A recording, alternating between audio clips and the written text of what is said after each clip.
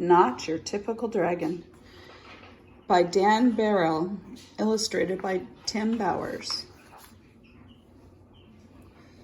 Crispin Blaze was born into a proud family of fire-breathing dragons. "Every blaze breathes fire," explained the father. "I breathe fire, your mother breathes fire. Tomorrow, when you turn 7, you'll breathe fire too." The little dragon imagined all the forests he would burn down. He dreamed of all the castles he would destroy. He also considered boiling water to make tea, but he didn't tell his father. The next day, Crispin sat among his friends and family as a big cake was brought to the table.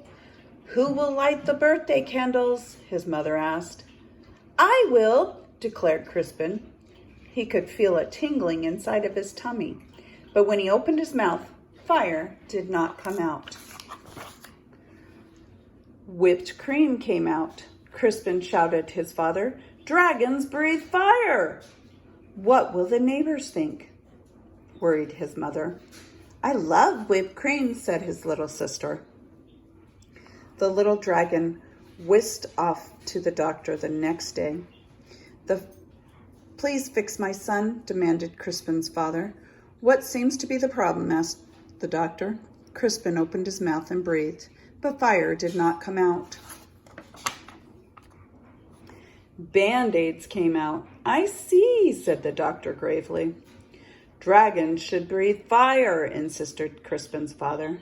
"We were low on Band-Aids," mumbled the nurse.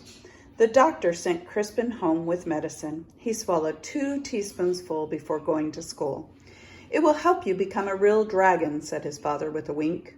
After school, Crispin joined his first fire-breathing practice. One by one, little dragons aimed their fiery breath at stacks of logs until they burst into flame. Crispin stepped up confidently. He could feel the medicine bubbling in his belly. But when he opened his mouth, fire did not come out. Marshmallows came out. "Dragons breathe fire," yelled the coach. "Isn't that right, class?" The other dragons didn't answer. They were too busy looking for pointy sticks for marshmallow roasting. I guess I'm not a real dragon," Crispin thought. He worried the family would be disappointed, so he ran away from home. The world can be a scary place for a little dragon who can't breathe fire. Crispin found a dark cave.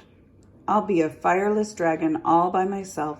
I won't bother anyone and no one will bother me." An hour later, he had a visitor. "I am seeing Sir George," squeaked a thin, shiny knight. "Show yourself, dragon." Crispin shuffled out of the cave. The thin, shiny knight held up his thin, shiny sword. "Do your worst, dragon." Crispin opened his mouth, but fire did not come out. Soap bubbles came out. "Don't you breathe fire, dragon?" Crispin shook his head. "I can't," Sir George moaned. "But my father insists that I fight a fire-breathing dragon. It even says here in the book that your typical dragon breathes fire." "I'm not your typical dragon," Crispin explained. Sir George sighed. "I can't go home." "Me neither," Crispin nodded. But then he had an idea. "Maybe your book could tell us what to do." "Of course!" Sir George searched through the pages. "It says it's probably just your diet." Sir George fed Crispin spicy curry, scorching chili, and blistering salsa. Crispin opened his mouth. Fire did not come out. Red party streamers came out. "At least they're the right color," said Sir George kindly. Sir George searched through the book again. "Aha! It says it's probably your attitude." Sir George showed Crispin how to look mean and angry enough to breathe fire. Crispin opened his mouth, But fire did not come out. Soft, cuddly teddy bears came out. Said Sir George. We have taken a step backward. It's no use, Crispin sighed. I'm just not your typical dragon. But Sir George was not ready to give up. Aha! The book says you're too stressed. Sir George made Crispin close his eyes while he described a quiet, relaxing day at the ocean. Do you feel calm? Now imagine 100 shiny knights attacking you. Crispin opened his mouth, but fire did not come out. Beach balls came out. Well, that's just plain weird. Secretly, Sir George was glad that Crispin couldn't breathe fire. He liked the little dragon and didn't want to fight him. Crispin liked the shiny knight too, but he missed his parents. Sir George, it's getting dark out. I want to go home. The shiny knight patted him on the back. Don't worry, little dragon, I will take you. Crispin's parents were relieved when he arrived home safely. Sir George was about to say goodbye when he heard a shout. There you are, boy! Why on earth are you playing with a fire-breathing dragon?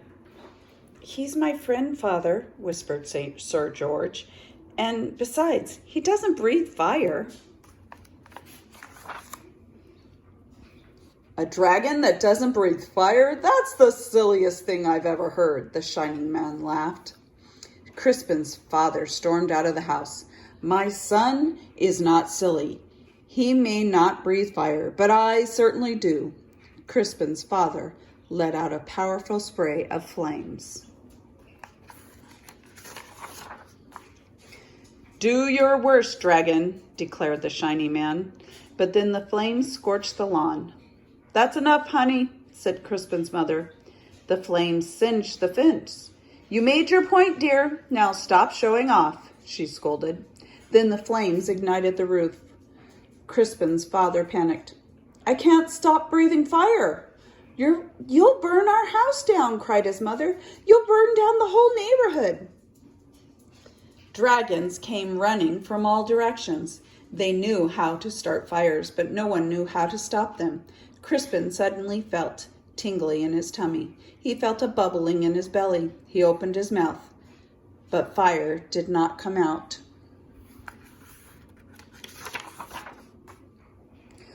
A gush of water shot out. Crispin aimed the water at his father's flames. He saved his home. He saved the shiny man who wasn't looking so shiny anymore.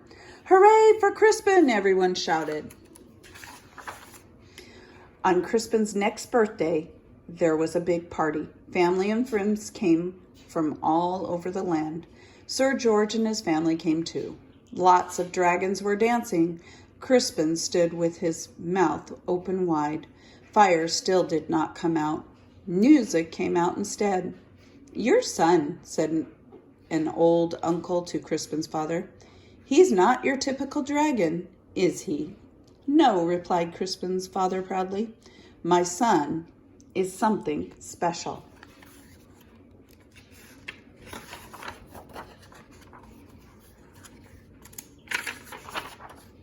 And he jumped up and danced to Crispin's music, too.